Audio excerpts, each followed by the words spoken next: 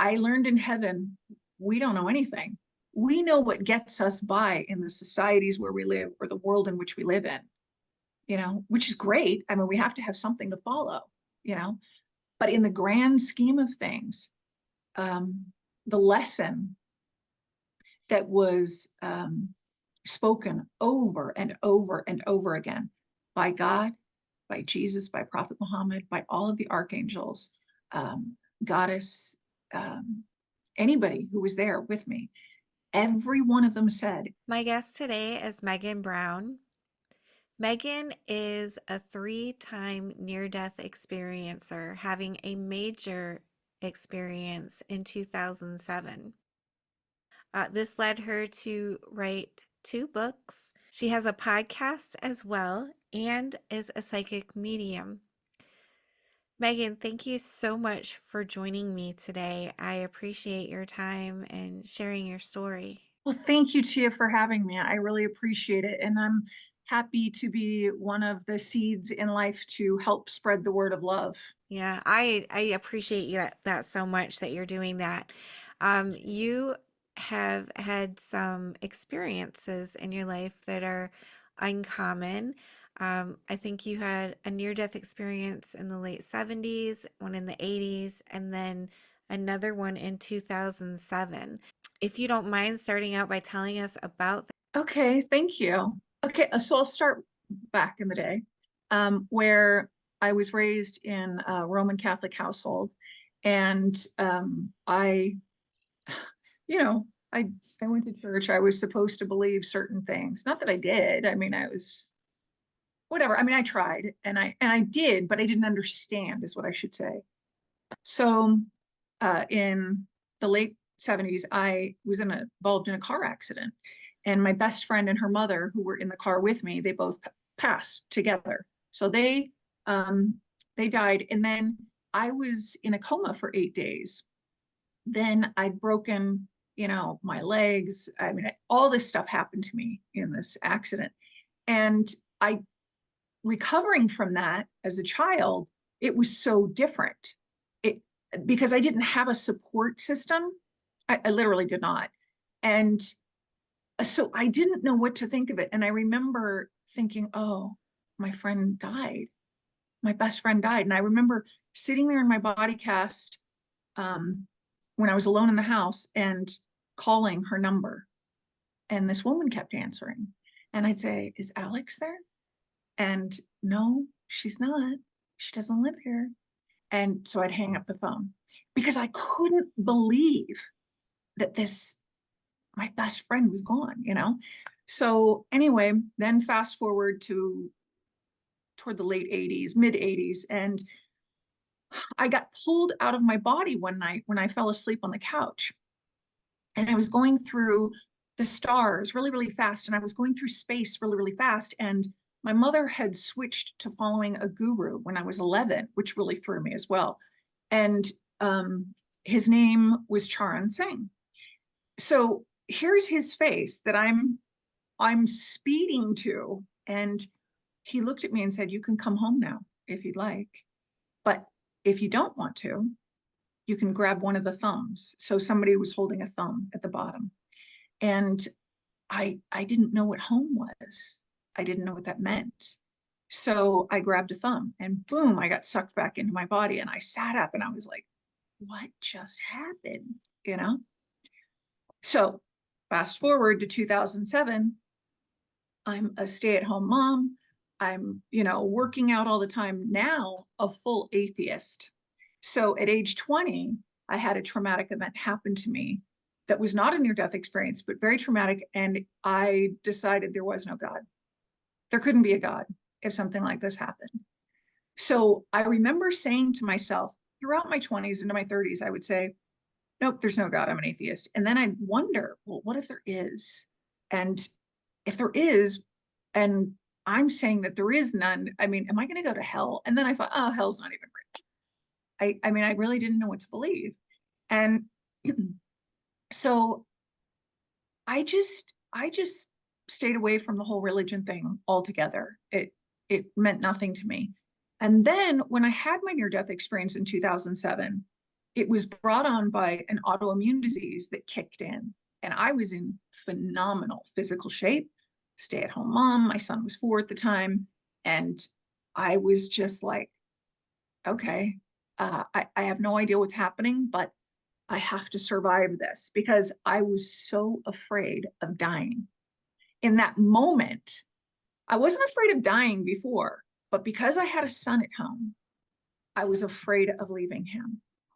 And I thought, oh my gosh, I've got to do anything I can, you know, to get home to him. There were a lot of cues that I got, and I'll share one as an example. While I was in the hospital and I was struggling, I was in kidney failure, but it started off with C. diff colitis, and it wasn't diagnosed properly.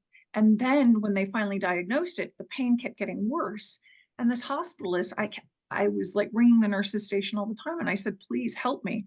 And he'd come in, and in his broken English, he said, I've given you 2 milligrams of morphine. I've upped you to 4 milligrams of morphine. I think that you're a drug seeker. And for the first time, I heard something, and it was from heaven, but I didn't believe in heaven then. So I heard, make a scene, make it big, or you won't make it out. And I thought, well, I'm in a Catholic hospital. I know exactly what to say here. And I'm not afraid of saying anything to make a scene. And I've got nothing to lose but my son, right? And I was married. But so I made a scene, and everything, fell into place. Like, another doctor came in. I fired that doctor, and he didn't believe me. And then I received another doctor who came in, and she looked at me immediately and knew, oh my God, she's gained 43 pounds of fluid in 3 days, and she's gray. She said, has anybody checked her creatinine level? And the nurse who I threatened to fire was, like she looked like fresh out of high school. And she's looking through her notes, and she said, no. And she said, get a blood test right now. And so then it was determined I was in kidney failure.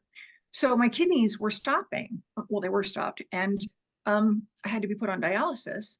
And so when I got to the dialysis department, I remember this head nurse looked at me and she said, we need your permission. And I was by myself during this experience. She said, we need your permission to do a blood transfusion. Do we have your permission? And I looked at her and I thought, no, why would I do it? No, I said, blood, no, I can get a disease from that. I can get AIDS from that, because that happened to my brother's friends back in elementary school, and they both passed because they were hemophiliacs. So that's why that came to my mind. And she looked at me and she was very stern, and she said it again, we need your permission to do a blood transfusion. And all of a sudden I heard, say yes. And so I thought, who is talking to me? So I said yes. So I don't know how much time went by, but all of a sudden, there I was walking through the clouds, and over to my left, standing under trees, because there's grass all over, there's trees, it's beautiful, the sky is blue, there were clouds in the sky, birds flying, and there's Jesus, a guy I did not believe in. And I looked at him and I go, oh my God, you are for real. He started laughing, and he opened up his arms, like encouraging me to come forward and give him a hug. And I gave him a hug, and he said, come on, we have a lot of work to do. And so he turned me and walked, and we went to meet my other guides, because Jesus is one of my guides in this life. And the other guides were Archangel Michael, Saint Germain, El Moria, and Mother Mary. And after I met them, we had to go into this golden capsule where I had to watch my life review. And if anybody doesn't believe that a life review exists, it's okay. I didn't either. But I'm telling you, in the end, we all get faced with it. So there's no way around it. And you watch every moment of your life.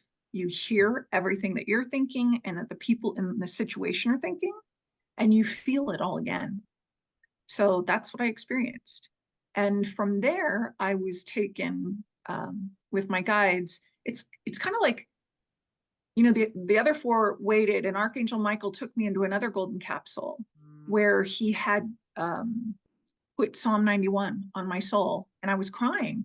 And he said, Megan, why are you crying? And I said, because I've been such a jerk to you guys and I've said horrible things about heaven and I didn't believe in anything. And he said, I'm not here to judge you. I'm here to love you. And I thought, oh, now I feel even worse, you know? So it just, it was beautiful. It was absolutely beautiful. And he was so, so powerful.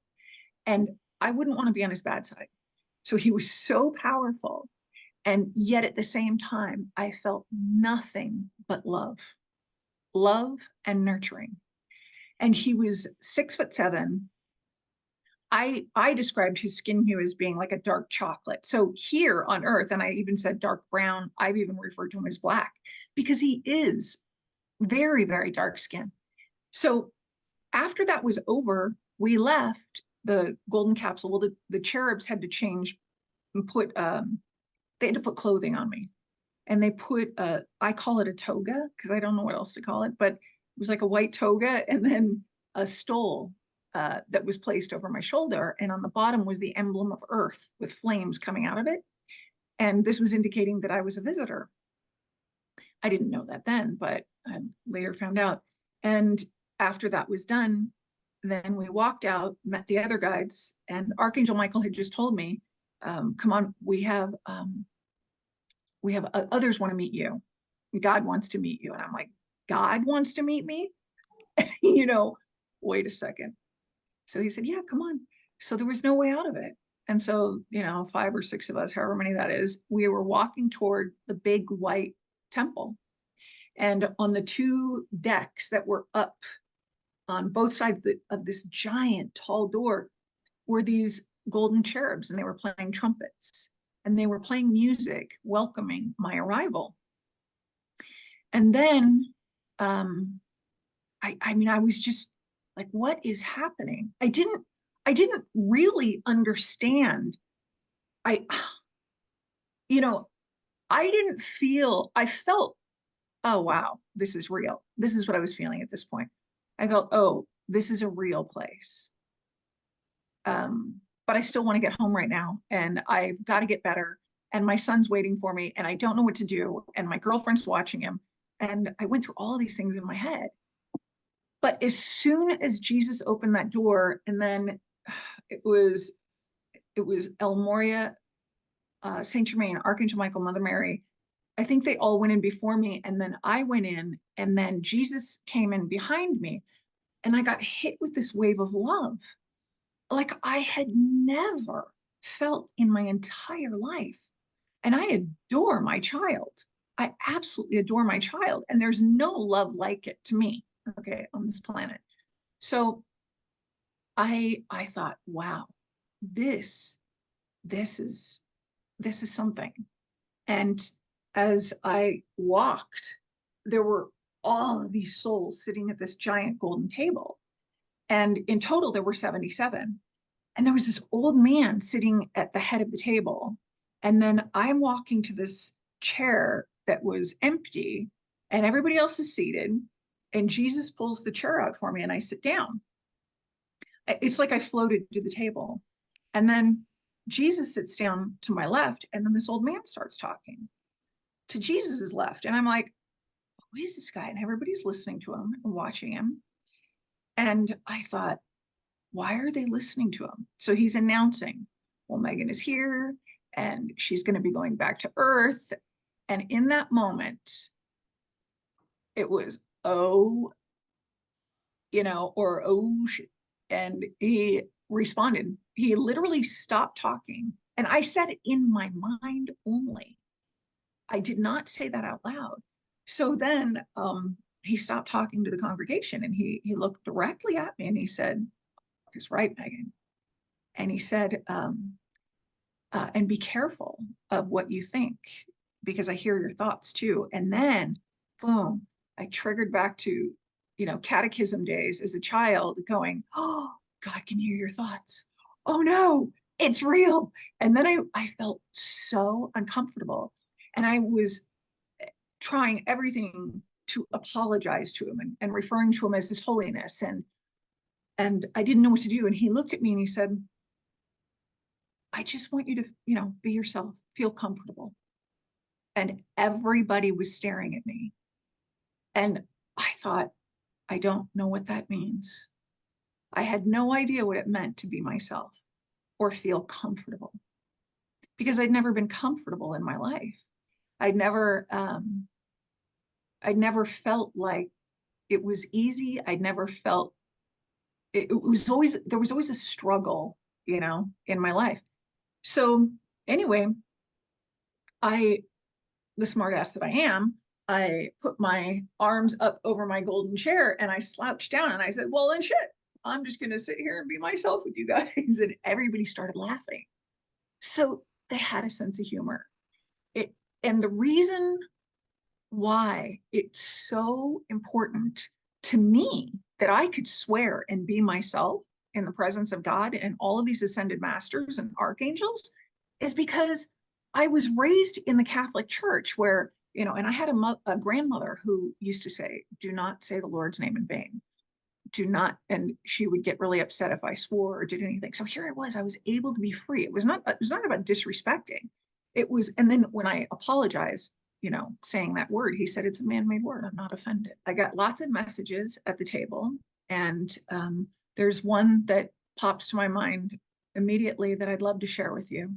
And I've never forgotten it since the moment that I heard it. So Goddess sits directly across from God. And to her right was Sitting Bull and then White Eagle. And White Eagle wrote this little book called The Quiet Mind, and it was his poetry, little short book. And my grandmother, my Catholic grandmother, gave it to me when I was like 14 or 15 because she understood my mother had like transitioned religiously. So she was trying to give me something to mesh with what was going on in my life. And so I knew his name, but I mean, I never met him. I didn't know what he looked like. And he looked at me and he said, Megan, he said, when you come across a white feather, it's not a tribal thing. He said, I want you to ask yourself, are you doing or are you being? And I thought in that moment, I thought, oh my gosh, I have to answer this question. You know, this is what I was thinking. And I gave him this look and he said, oh, no, no, no, you don't have to answer it. He said, just remember it. And I thought, wow, wow. So that's a really powerful message. It's not just for me, though, it's for everybody. You know, to put life in perspective. Are you doing or are you being? What a gift to bring back. That is pretty profound. Are you doing or are you being? Because we get so caught up in our daily activities, I think we forget to be, like, live in the now. We're not thinking, our minds are somewhere else and we're just going through the motions. So I love that. Yeah, yeah, I do too. And there were lots of souls. I mean, I recognized Paramahansa Yogananda. I recognized Charan Singh. He was there. I recognized, who else did I recognize? Well, not many, but I learned who they all were.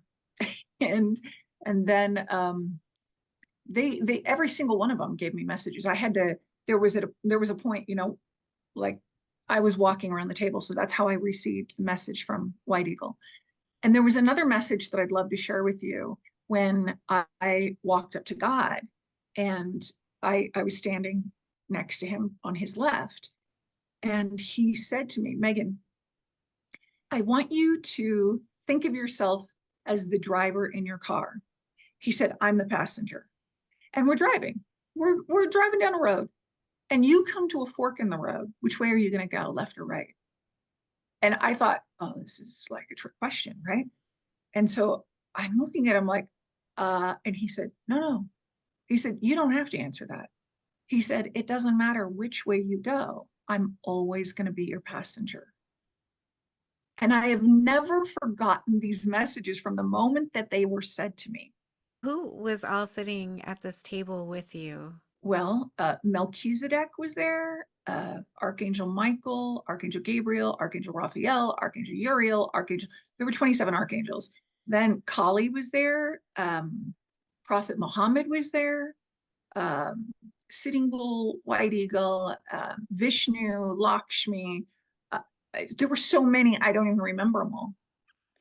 So it was really amazing. And each one had a message for me. Did you feel like you knew them? Yes. They made me feel very comfortable while I was with them. And there was no judgment. There was no judgment. You know, the interesting thing, getting back to my life review, and now being in at God's table and being with all of these ascended masters and archangels, the one thing that I can tell you is watching my life review, there was no judgment, no judgment, even sitting before God. And, you know, he looked at me and he said, "Oh, and about that abortion." And I thought, "Oh, well, this is where hell comes in, I guess, because now I know heaven's real." And I didn't know, you know, what he was going to do. And he said, "I forgave you." He said, "You asked for forgiveness. And the moment that you did, I forgave you." And I had been carrying that guilt, even though it was brought on. That was the severe trauma at age 20 that I went through. I was raped, and that's what happened. And so it was so traumatic. And I never wanted to do something like that. But he looked at me and God said, "You can't kill a soul." He said, "What you did was send him back to us. And now he's waiting for you back on earth." So what he was telling me was that reincarnation, and he's my son now. Oh, wow. Oh, wow. I mean, that was amazing. That was amazing. And there are a lot of women when I do readings, and men as well, who've had that experience or who've had miscarriages and the children come through.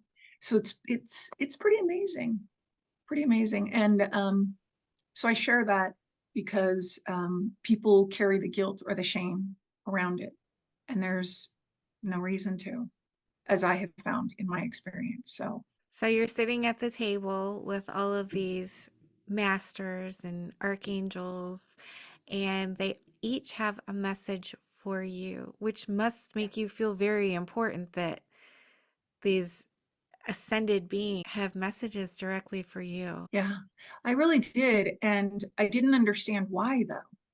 I didn't understand why I was there. I didn't understand why they were giving me a plethora of, you know, deities, right? I mean, what do I call them? All the ascended masters are like a deity of some sort, right? Uh, you know, when I looked at Ganesh, I was like, wow, okay, interesting. I didn't, I didn't grow up with that, you know? So it was all, I was still in the curious mode, like, why am I here? But as my time went on in heaven, because there's more messages, but then I was allowed to go into heaven.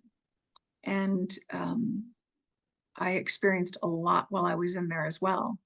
I remember there was a moment where I, Archangel Michael took me to violin classes. So everybody has to take violin classes. And I'm sitting down on in the chair where I was told to sit down, and Mozart is handing out all of the sheet music for everybody to play. So when you go to heaven, what you're doing is you're aligning your chakras, you're aligning your auric field, you're aligning all of these different your meridians, all of these different things that make up the energy of who we are. And it balances the male and female and also the brain. So this was required. And after we were done playing, because God and Goddess were sitting before us watching everybody play, and I don't know how many of us there were sitting there. I mean, there could have been hundreds, there could have been thousands. I don't know. Because I don't remember looking behind me. I could just see around me and then before me. And then after we were done playing, all of a sudden I heard flapping like wings. And I looked up in the sky, and these archangels were flying in. All of a sudden, this what do you call it? The bleachers show up, and these archangels are landing on these bleachers. and there's a row, big long row, and then another big long row, and then another big long row. They weren't all there, but there were lots and lots of them there. So all of a sudden they started singing, and they started singing in this voice of notes I had never heard before. And it was so beautiful. And I thought, wow, this is amazing. So I got to watch the Archangels sing, and God and Goddess were sitting there. So that was really neat. Um, Another moment was I was walking down the sidewalk in heaven, and I'm a Queen fan since, well, since they came to the US.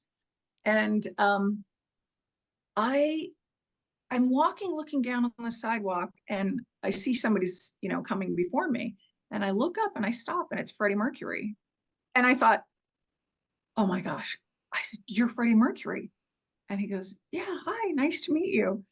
And he goes, "Megan, how are you doing?" And I thought, "You knew my name. Ah, wow, okay." And he said, I responded to his question, and I said, "Oh, I'm in horrible shape. I don't feel well. I'm in kidney failure. Life sucks right now physically. I don't want to leave here. I just want to stay here." And he said, "Oh, okay. Well, do you want to have some fun right now?" And I said, "Yeah, that'd be great." So he takes my hand and he turns me around, or he turns around and I continue moving in the direction I was going. And we wind up at this outdoor arena, at like an amphitheater.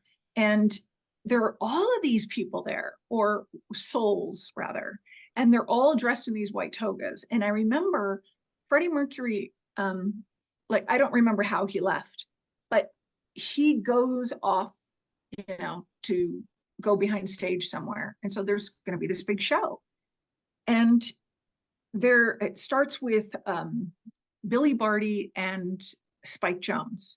And they do this opening act like they used to do in their TV show in the 40s or 50s, whenever it was. And I'd met Billy Barty a couple of times in my life. And there he was in heaven. So this was the third time I'd met him. And, and then after they did their thing, it was Cole Porter and Ella Fitzgerald. And after them was the Queen Band. And it was Freddie Mercury, Terry Kath, Marvin Gaye, Rick James, Buddy Rich on drums. And it was amazing. It was so amazing. And I remember dancing, and all of us were dancing and smiling and just having such a good time.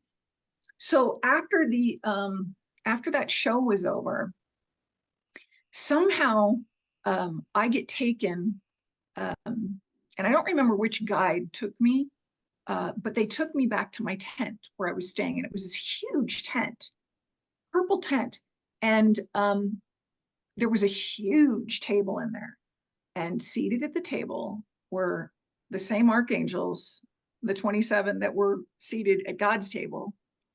And okay, so now there's going to be a celebration of some sort, and everybody who did the show, all of the performers were sitting, and Freddie Mercury was sitting straight across from me, and Terry Kath was next to him. And then there were visits, that happened. First, we were all laughing, joking, drinking red wine. Cherubs would come in with red wine and pour it into a decanter, and then also fill up our glasses. So basically, we were getting, inebriated in heaven. But then there was the bread. So there were baskets of bread, gold baskets of bread. And we were having such a good time. And we were talking about our past lives with one another. And it was understood that I was Terry Kath's sibling in another life. I was married to Marvin Gaye in another life. I was married to Freddie Mercury in another life. So, and then the other one, Rick James, I think we were siblings in another life. And all of a sudden walks in Prophet Muhammad.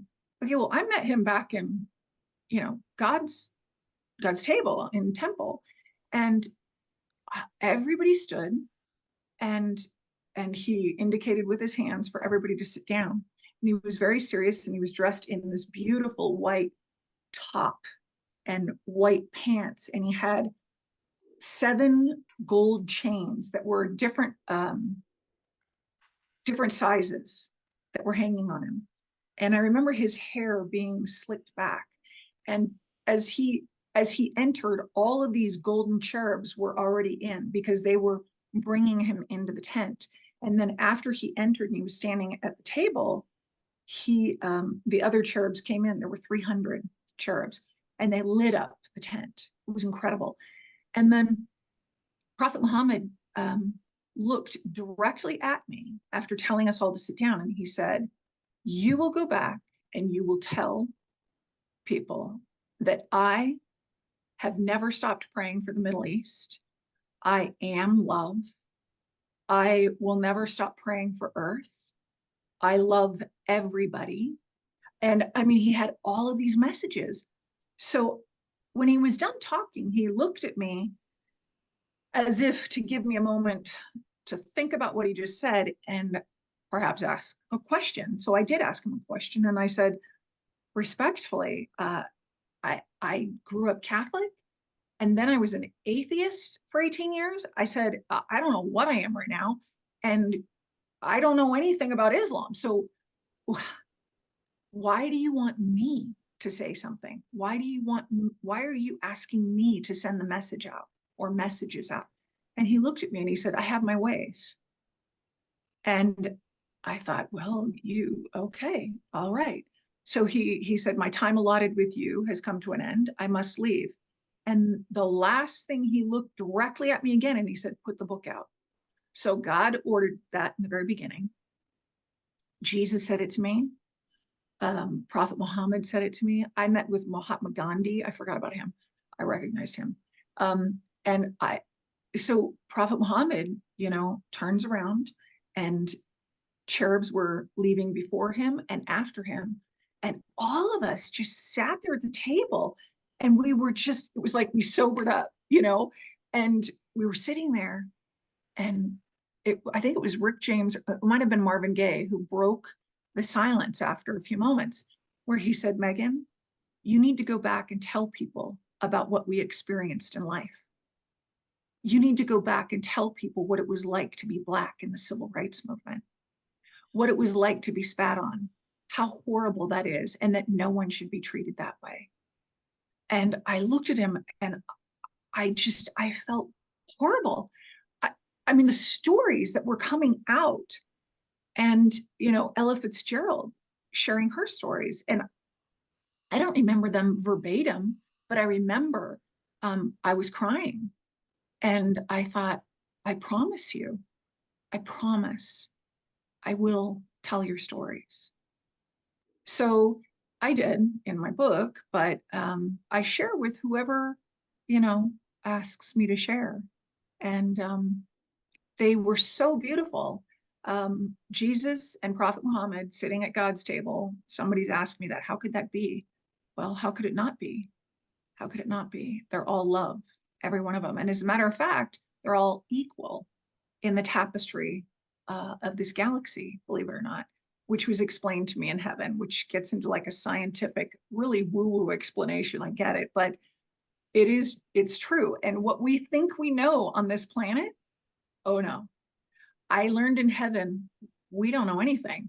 We know what gets us by in the societies where we live, or the world in which we live in, which is great. I mean, we have to have something to follow, but in the grand scheme of things, the lesson that was spoken over and over and over again by God, by Jesus, by Prophet Muhammad, by all of the archangels, goddess, anybody who was there with me, every one of them said acceptance is synonymous with love.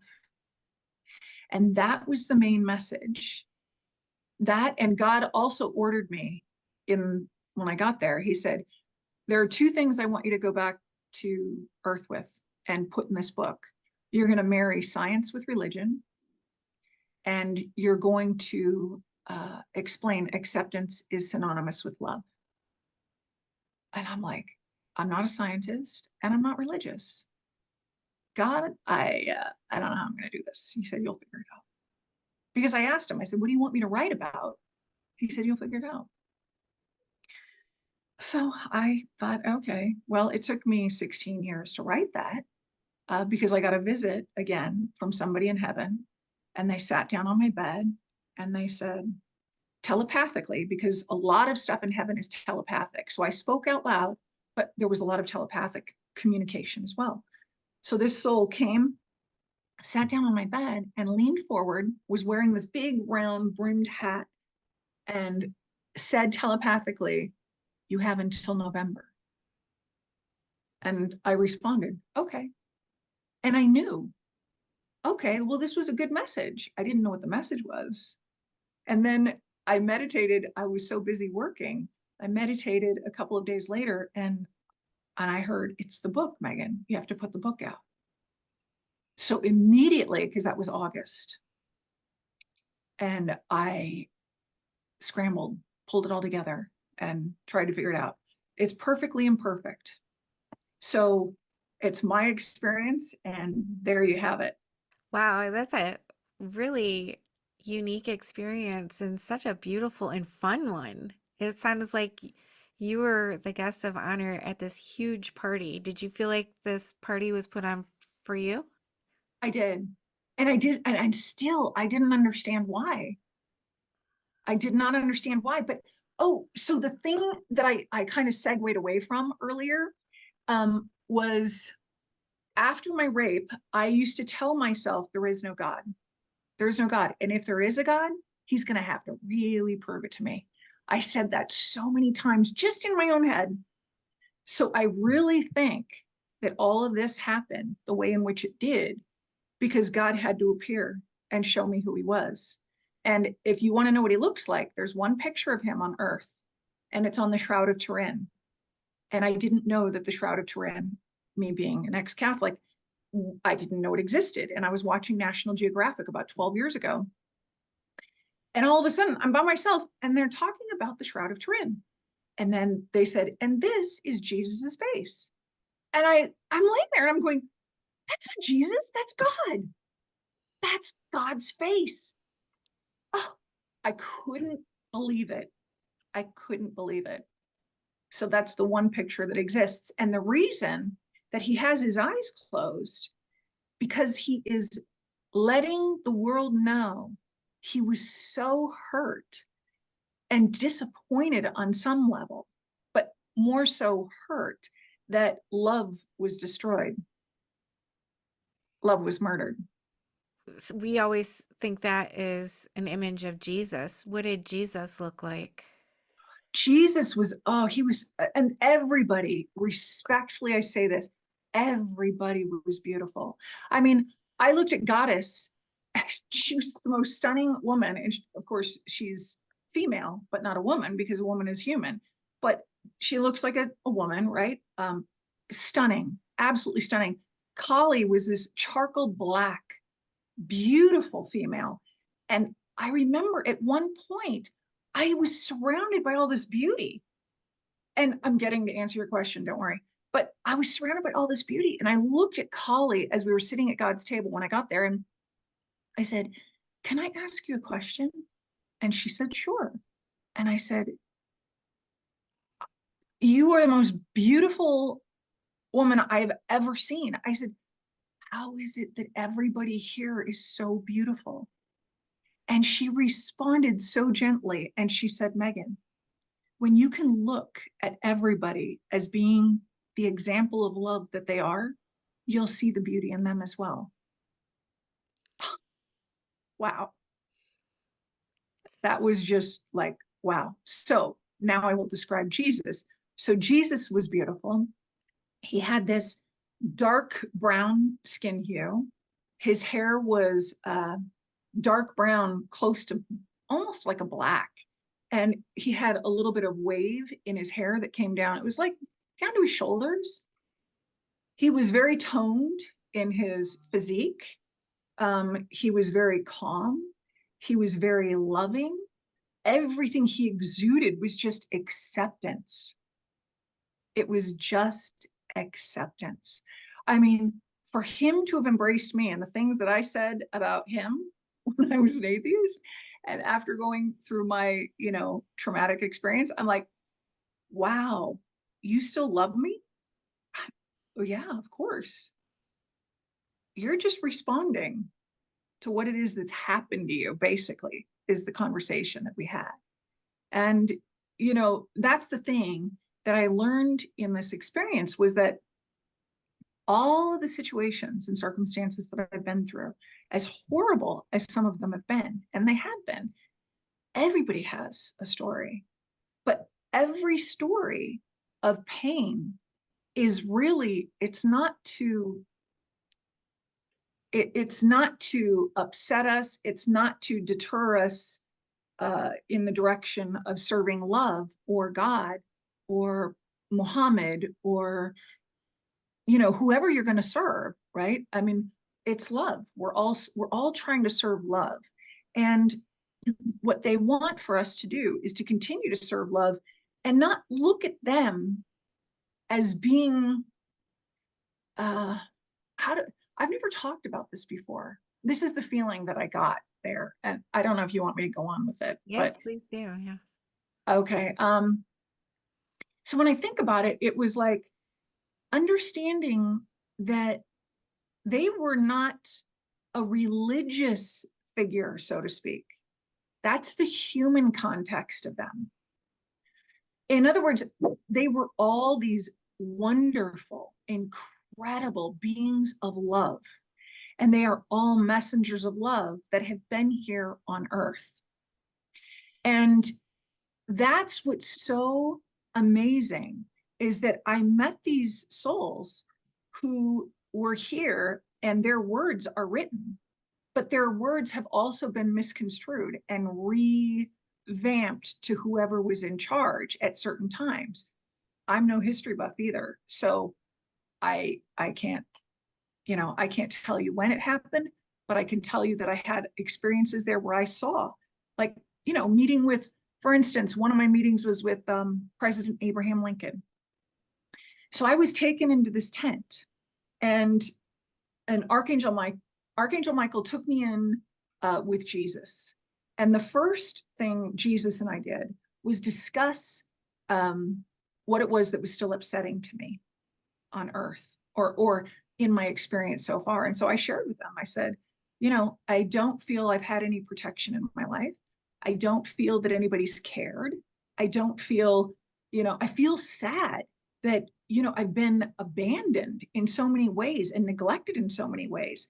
And this wasn't a poor me story as I'm talking to Jesus. He wanted the truth. And that's what I gave him. And so he asked me, he said, well, Megan, if you could take for a moment all of these experiences and circumstances that you're referring to and look at them as being children within you, what would you do to them? And I said, evict them immediately.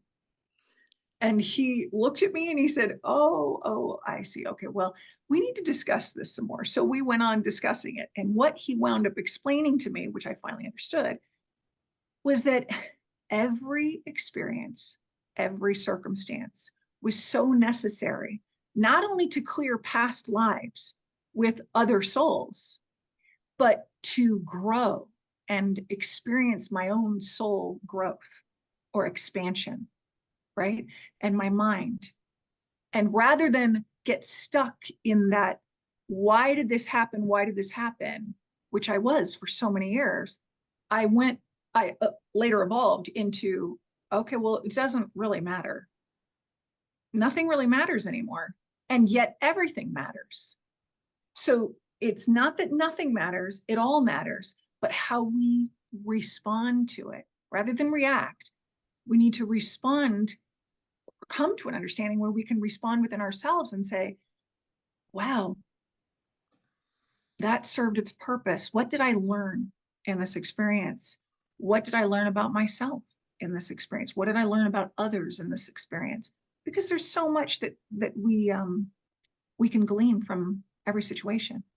So after he explained, then he looked at me and he said, okay, so if now, getting back to these being children inside of you, what would you do with them and what would you name them? And I remember I had tears in my eyes, and I looked at him and I said, I would I would hold them and embrace them and nurture them and love them. And I said, and to name them, I would name every one of them love. And he said, that's so beautiful. That's so beautiful. So after that, he, so when we were done, I don't know how, all of a sudden, Abraham Lincoln walked in. And I'm like, what am I doing meeting with Abraham Lincoln? Right. I'm not a history buff. Okay. So he sits down, he crosses his legs. I don't think Jesus was there during this moment. He left because it was just President Lincoln and I. And he goes on to tell me this love story. And this love story was so tragic. And the tragedy is what changed America, United States of America, in his time period. So what he explained to me was one day he was in a deli, and it was obviously the 1800s, and he'd gotten a sandwich in there, like they made him a sandwich, and he was the mayor of this town. And I think it was Tennessee. I think that's what he told me. I wrote it down. I can't remember. It's been years. But he got a sandwich, and all of a sudden he was leaving and saying hello to the people that were acknowledging him because he was the mayor of the town. And it was a very small town. And he sees this beautiful woman walk in. And it turns out she was with her mother. And she was Black. And he thought, oh, I have to meet her. I have to meet her. So he went outside and he was eating his sandwich across like this street where the store was. And he waited for a while. He finished his sandwich and he went across the street to throw out the trash. And out came this woman. And he followed these two women and walked behind them, and they stopped. And they're like, what do you want? And so it turns into this whole story where he falls in love with the daughter and then secretly weds her with her mother's permission, and then builds a home for them underneath his home so that nobody could see that he was married to this Black woman, because that would not have been okay. The KKK was thriving. And so a whole story goes on about that. And then she was murdered. She never came home one night. And so what he did was he suffered in silence for 3 years, and he would pray.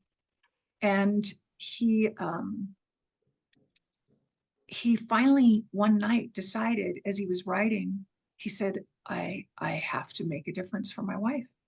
I'll run for president. And that's how he ran for president. That was the impetus in him running for president, was his now deceased wife, who was Black. And what he did was introduce the amendments, the 13th, 14th, and 15th Amendments. So it's so profound. And, meeting with him and him giving me that story, it's like, why did he give me that story? Well, why wouldn't he? I'm to come back and share what I didn't believe in before, what I didn't know before. I didn't know anything about him. So what have I got to worry about? That's his truth. I'm just sharing it. Nobody knew, that's not known. That's not well known in history. So No, that's incredible that you were able to find out hidden truths about our past. What a gift to you and to the world to be able to bring these things back from the other side. And you did bring back some gifts. You're a psychic medium now, right? Is that correct?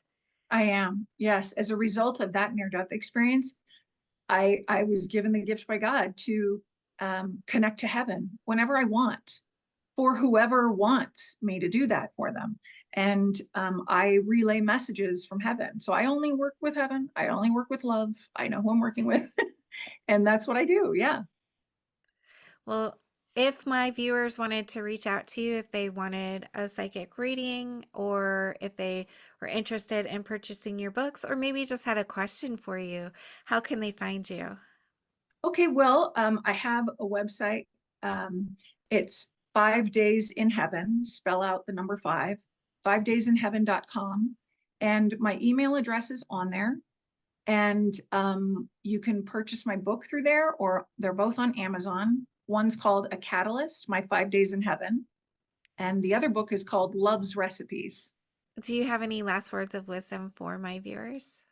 When God and all these souls in heaven said acceptance is synonymous with love, it really is. And if we each just respect if we can get to a point where each of us looks at ourselves every day and says, I am love, and looking at you and everybody else that we look at in the world as being love, and love, being displayed in various ways. And that gets very complex. I won't go there, but we are each love, and we need to help one another, because we're all one. As it turns out, we are all one, and we all come from love. Love is the highest power. I've seen it. That seems to be a common thread in near-death experiences, that we're all one and all there is love. So I think there's something that we're being told from across the veil. Thank you for sharing that and putting together the resources that you have available for others, your books, and your service as a psychic medium. I appreciate and sharing your story. Oh my gosh, sharing your story is just, it's so important. That's a very personal favor to me. That's something that is near and dear to my heart. So I appreciate all you've done, and I wish you the very best in everything. Thank you so much. Thank you. That was very sweet. I wish you the best in everything as well. Thank you for being here. I just want to tell you how much I appreciate you being here and supporting my channel. If you haven't already subscribed, please consider subscribing if you enjoy near-death experiences and other spiritually transformative stories. It helps the algorithm know that this information is useful and push it out to more people. And that's the goal, to get as many people to know that we are eternal spiritual beings and that we never die. Our bodies might die, but our essence will never die. And I want people to live with less fear. Let's all spread the word. Like, comment, subscribe, share, hit that little notification bell so you get all the notifications when my videos post. Thank you for all of your support. I'm sending love to you.